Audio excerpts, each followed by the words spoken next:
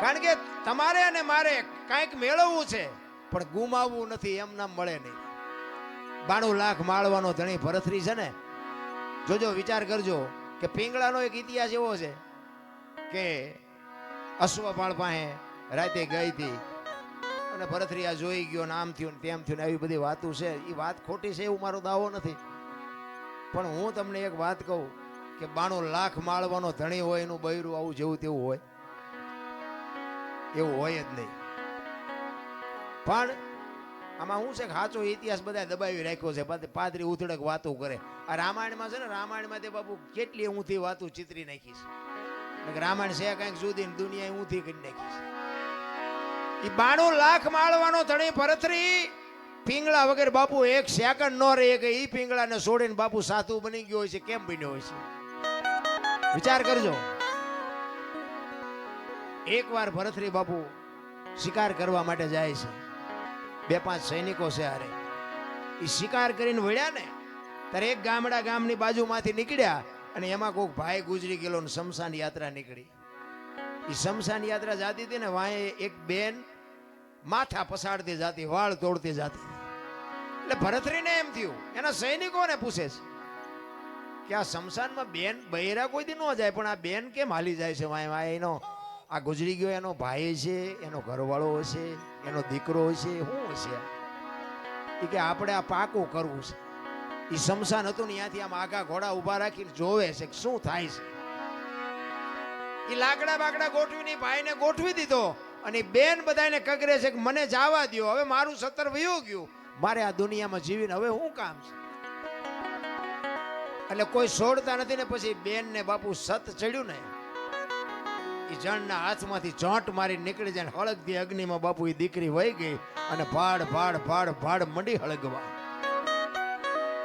એ દીકરી હળગતી હતી પણ ભરથરી ઘોડા ઉપર બેઠો બેઠો પાણાની મૂર્તિ જેવો થઈ ગયો કે આહા, જીવતા જીવ આ દીકરી હળગી ગઈ. આ કેટલો પ્રેમ હશે. ને એક ભાઈને પૂછ્યું કે આ ગુજરી ગયું કોણ હતું? એ કે બેન જે હળગી ગયા ને એના ઘરવાળા હતા. ભરથરીને વિચાર થાય કે આહા, પતિ પત્નીનો કેટલો પ્રેમ, જીવતા પોતાનું દેહનું બલિદાન કરવું, આ કેવડી મોટી વાત. એને બાપુ ક્યાંય હક નથી. ભરથરીને ઘરે આવ્યો, ઘરે આવીને બાપુ આમ સોફા ઉપર બેહી, હિંડોળા ઉપર બેહી અને વિચાર કરે છે. પિંગળા પૂછે છે કેમ આજ કઈ બોલતા નથી? પાણી લઈ આવું, ચા લઈ આવું, જમવા લઈ આવું? એ કે પિંગળા આજ મેં એક સપનું એવું જોયું ને, એક ચિત્ર એવું જોયું કે મારું મગજ હજી કામ નથી કરતું. પિંગળા કહે છે કે એવું શું તમે જોઈને આવ્યા છો કે તમને હક નથી? તમે તો રાજા છો. એ કઈ વાત હાજી, પણ એક ગામની બાજુમાંથી અમે નીકળ્યા ને, એ એક ભાઈ ગુજરી ગયા હતા અને એના ઘરવાળા, એની પત્ની હતી ને, એ ભાઈને હળગાવ્યો ને હળગતી અગ્નિમાં બાપુ એ દીકરી ભડ ભડ ભડ હળગી ગઈ. હું તો જોઈ રહ્યો, મને હજી મારા હૃદયમાં બાપુ ચેન નથી પડતું. અને પછી પિંગળા કહે છે કે અગ્નિ મૂકી હતી કે એની હાથે પ્રગટ થઈ હતી? કે ના, અગ્નિ તો મૂકી હતી. તો એ તો 3જા નંબરનો પ્રેમ કહેવાય, એમાં શું મોટી વાત હતી? જોજો ઇતિહાસ એમ નામ ન બને. ઈ અગ્નિ જો મૂકી હોય તો એ 3જા નંબરનો પ્રેમ કહેવાય. અને ભરથરી વિચાર કરતો તો હારો 2જા નંબરનો કેવો હોય છે, 1લા નંબરનો કેવો હોય છે? એ પિંગળાને કહે છે કે તો મને આ તમે મને ખુલાસો તો કરો, આ 2જા નંબરનો પ્રેમ કોને કહેવાય, 3જા નંબરનો કોને કહેવાય? ત્યારે એમ કહે છે કે અગ્નિ આપી ને 3જા નંબરનો છે અને જમણા પગના અંગૂઠેથી એની હાથે પ્રગટ થાય ને એ 2જા નંબરનો છે. તો કે 1લા નંબરનો? કે 1લા નંબરનો પ્રેમ ઈ છે કે પોતાની પત્નીને એનો ધણી ગુજરી ગયો એવી વાત જ્યાં કાને પડે અને શ્વાસ અંદર હોય તો બહાર નો નીકળે ને બહાર હોય તો અંદર નો જાય, ખોળિયામાંથી જીવ નીકળી જાય, આનું નામ 1લા નંબર. હવે આવું આપણા બૈરા કે એટલે આપણા બૈરાને પૂછ્યું કે ન પૂછ્યું તું મને કેટલા નંબરનો કરે છે?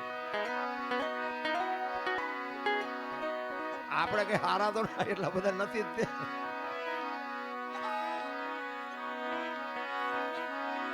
એટલે ભરથરી કહે છે પિંગળાને, પિંગળા તું મને કેવો પ્રેમ કરસ? 1લા નંબરનો, 2જા નંબરનો, 3જા નંબરનો? એટલે સ્વાભાવિક છે આપણું બૈરું 1લા નંબરનો કરતું હોય, 3જા નંબરનો, પણ એ તો એમ જ કે 1લા નંબરનો કરું છું. એ તો કઈ એવું જ ન કે હું 3જા નંબરનો કરું છું. એટલે પિંગળા કહે છે મહારાજ એ બધી વાત જવા દો અને જે કરતા હોય એ કરો. એ કે ના બીજું કઈ નહીં, ખાલી હું તને પૂછું છું તું મને પ્રેમ કેવો કરશ. પછી પિંગળાને એમ થયું કે આ જાણ્યા વગર તો લોહી પીધા વગર રહેશે નહીં અને સાચું આમને સમજાવવાનું નથી. તેથી પિંગળા કહે છે મહારાજ મહારાજ તમને હું પ્રેમ પહેલા નંબરનો કરું છું પણ અખતરો ન કરતા ને રોતા નહીં આવડે. જો અખતરો કર્યો તો દરબાર રોતા નહીં આવડે, પહેલા નંબરનો પ્રેમ કરું છું. એ કે ના ના એવું કઈ નહીં કરવું પણ આપણે હકણા રહી. એ 400 મહિનાનો સમય થયો ને બાબુ, એને મનમાં વાત જાતી નહોતી કે મારે પિંગળાની પરીક્ષા કરવી છે. એમાં એકવાર ફરીને શિકાર કરવા ગયા અને એના ભાઈ વિક્રમસિંહ ભેગા છે. વિક્રમને કહે છે કે જા તું મારો ઘોડો ને તારો ઘોડો બે લઈને રાજમાં જા અને તારી ભાભી પૂછે કે તમારા ભાઈ ક્યાંય ગયા તો તારે કહેવાનું સિંહના શિકારમાં કાયમ આવી ગયા, સિંહે મારી નાખી. એ કે પણ મોટા ભાઈ રહેવા દો ને આ શું કામ આ ખેલ કરો, નહીં કંઈક નહીં બનવાનું કંઈક બની જાય તો હેરાન થઈ જવું. કે તું મને મોટો ભાઈ માનતો હોય ભલે, રાજા માનતો હોય ભલે, મારી આજ્ઞાનું તારે પાલન કરવું પડે. આ અમથા નથી રાજા વાજા ને વાંદરા કીધા, આવા હાથે કરીને ઉભા કરતા હતા. એ વિક્રમ આવ્યો બે ઘોડા લઈ અને આવીને આમ દરવાજામાં બે ઘોડા હાથમાં દોર્યા છે ને હાલ્યો આવે છે. અને અટારી ઉપર બાપુ પિંગળા ઊભી છે, બાજુમાં એની દાસી ઊભી છે. અને પિંગળા પૂછે છે વિક્રમભાઈ તમે આવ્યા, તમારા ભાઈ ક્યાં? એટલે વિક્રમ ઘડીક બોલતો નથી. વિક્રમભાઈ તમને કહું છું તમારા ભાઈ ક્યાં? માંડ માંડ બોલ્યો, કારણ કે ખેલ તો પછી નાટક તો હરકી રીતે જ કરવું પડે. એ કે મારા ભાઈએ સિંહના શિકારમાં મારા ભાઈ ઉપર સિંહે તરાપ મારીને મારા ભાઈને મારી નાખ્યા સિંહે. એ આમના મટારીએ હાથ રહી ગયો બાપુ, પિંગળાના ખોળિયામાંથી જીવ નીકળી ગયો. હવે પડખે દાસી ઊભી છે એટલે દાસીએ પિંગળાનું બાવડું પકડીને કીધું કે હાલો બા. એ આમ બાવડું પકડ્યું ને ત્યાં પિંગળા પડી. ત્યાં બધાને ખબર પડી કે પિંગળા તો ગુજરી ગઈ.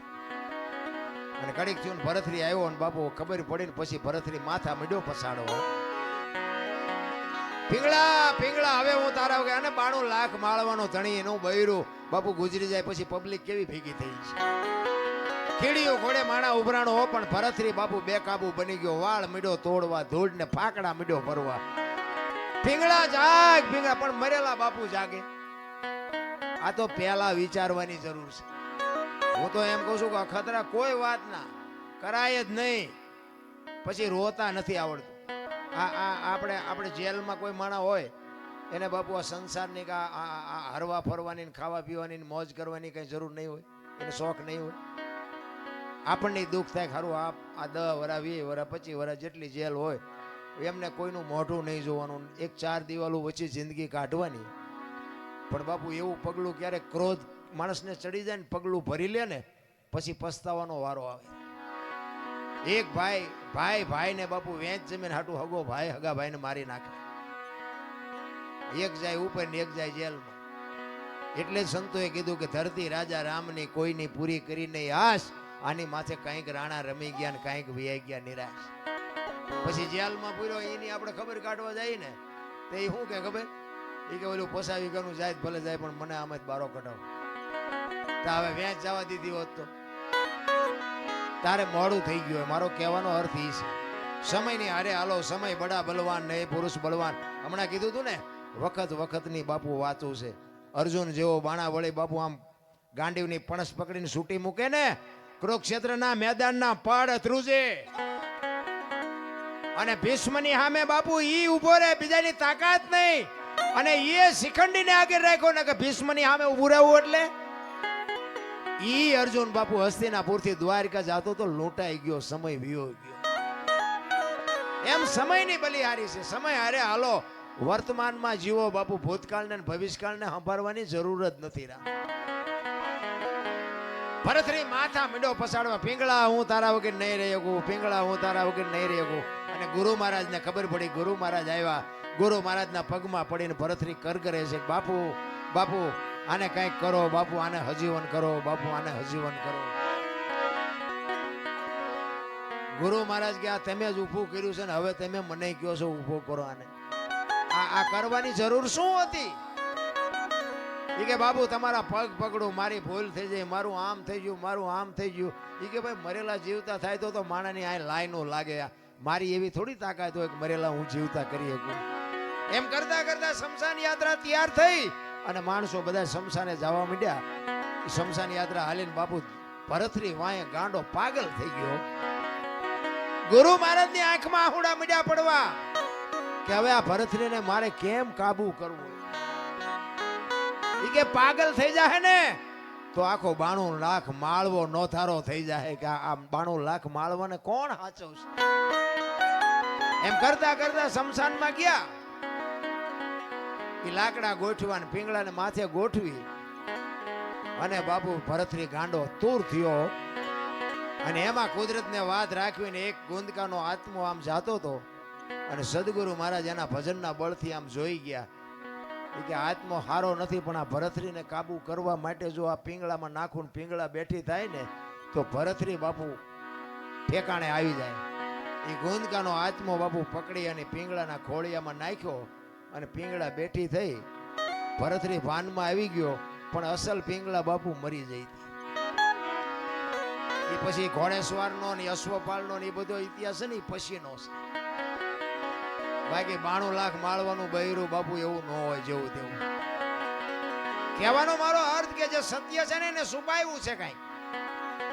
આ રામાયણ છે, રામાયણ તમે જો ઘણા બધા એમ કે લંકા હનુમાનજી હળગાવી. હું એમ કહું હનુમાનજી હળગાવી જ નથી. લ્યો બોલો, લંકા વાળાએ જ હળગાવી છે, હનુમાનજી હળગાવી.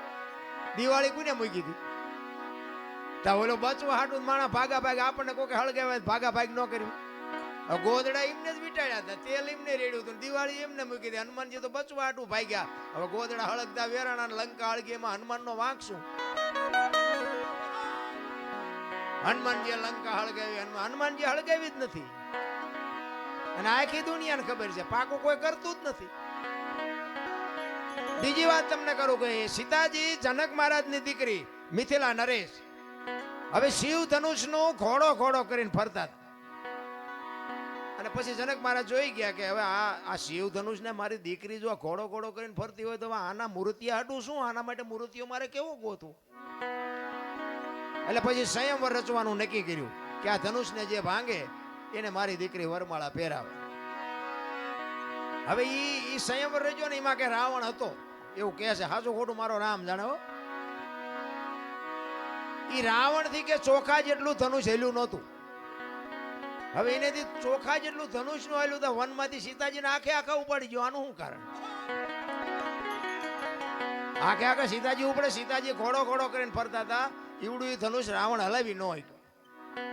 અને વનમાંથી જેથી લક્ષ્મણ રેખા ઓળંગી ગયા અને સીતાજી આખે આખા ઉપાડી ગયો. આપણને માયનામાં આવે. પણ આમાં એક વાત પડી છે. ભોળાનાથ અને પાર્વતી બે જયારે હિમાલય ઉપર હતા ને ત્યારે પાર્વતી માં વિષ્ણુ ભગવાન અહીંયા બેહવા માટે ગયા અને વિષ્ણુ ભગવાને મકાન બનાવ્યું હતું. એટલે લક્ષ્મીજી બધું બતાવવા માંડ્યા, જો અમે મકાન બનાવ્યું, અહીંયા અમારે જમવાનું ના, અહીંયા અમારે રહેવાનું ના, હુવાનું ના, રસોડું ના, ફલાણું ના, ફલાણું. બૈરાનો સ્વભાવ હોય, ઘરમાં કંઈક વસ્તુ લાવે આજુબાજુ બૈરા ભેગા થઈને બધું દેખાડે. એટલે પાર્વતીને કહે છે કે મેં આ બધું બનાવ્યું અને તમારે દીકરા મોટા થયા કે મકાન બકાન કઈ કરવા નથી. એ કે આ તો અમને હાય વિરુદ્ધ નહીં હતા. પાર્વતી ઘરે આવીને ભોળાનાથને કહે છે કે પ્રભુ મકાન આપણે નથી કરવું, આ છોકરા મોટા થઈ ગયા. ભોળાનાથ વિચાર કરે ખરું મકાન નું અત્યાર સુધી કોઈ ધ્યાન મગજમાં આવ્યું જ નહોતું, અત્યારે ક્યાં જાય. એટલે કે વિષ્ણુ ભગવાન ને અહીંયા બેહવા ગઈ હતી એમને કે સુંદર મજાનું મકાન બનાવ્યું કે આપણે નથી બનાવવું. એટલે કે એ વાત સાચી તમારી, પણ કે આપણી પાસે પૈસા નથી. હું તમને ભભૂતિ આપું, ભભૂતિ લઈને જાઓ વિષ્ણુ ભગવાન ભાઈ એના બરોબર હોનું લઈ આવ્યો અને હોનું વેચીને આપણે મકાન કરીએ. કારણ કે આપણી પાસે પૈસા છે નહીં. ભોળાનાથ ને ખીસું જ નહોતું, પૈસા ક્યાંથી હોય રાખવા જ. એટલે ભભૂતિ આપીને એટલે પાર્વતી કહે છે કે આટલી ભભૂતિમાં કેટલું હોનું આવશે? કે પણ લઈ તો જાઓ, એટલું તો લઈ આવો, પછી કંઈક આગળ જોઈશું.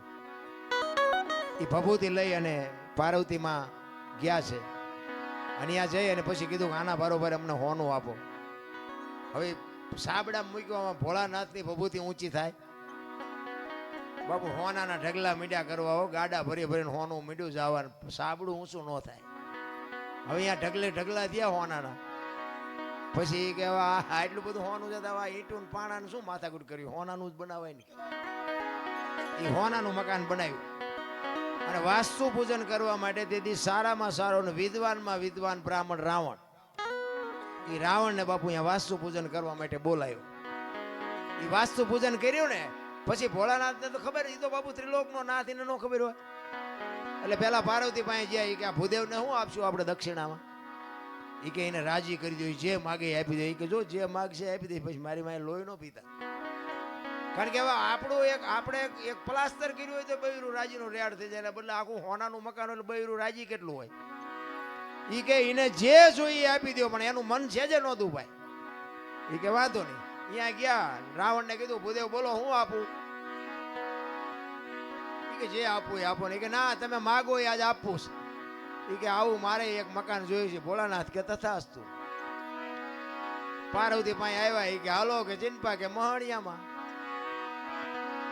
એ કે કા. એ કે આ ભોળા મેં બામણ આપી દીધું દક્ષિણામાં. એ કે હું કામ આપ્યું. એ કે કકડાટ ન કરશો, તમને પેલા પૂછીને ગયો તો કે માગે આપી દઈશ.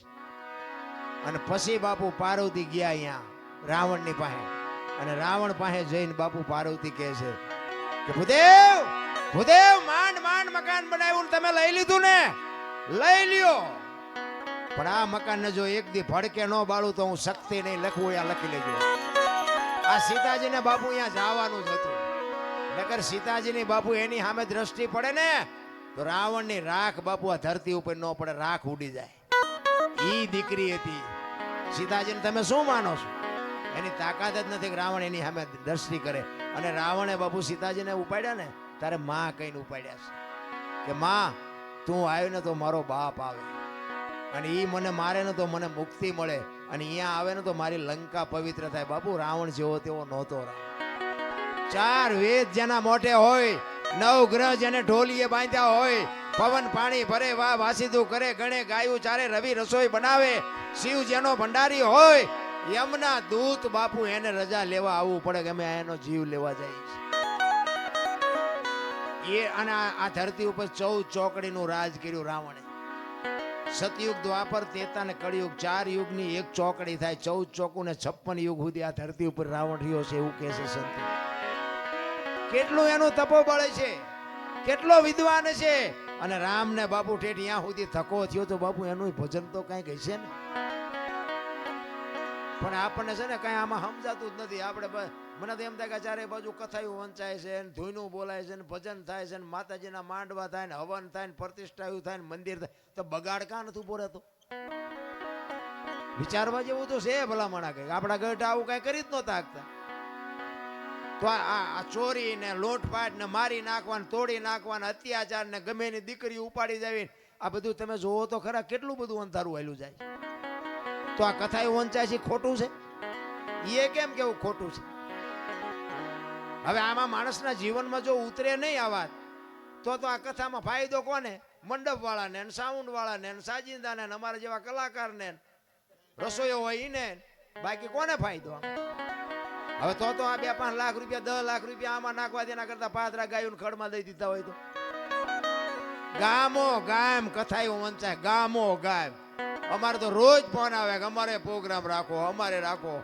અમે પછી કહી દે કે આટલા થાય છે, કથાયું કરો જે કરો એ. અરે બધું ડીંગો ડીંગ હાલે ભલામણા.